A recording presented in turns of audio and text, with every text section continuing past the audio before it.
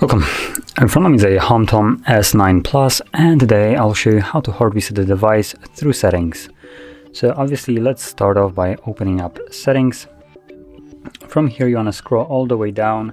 You should see somewhere at the bottom backup and reset option. Up on it and then select factory data reset and choose reset phone and erase everything. Now this will begin the factory reset of your device. Now this process might take several minutes, so just be patient, but once it's finished, we'll be then greeted with the Android setup screen. So I'll be back once that is visible.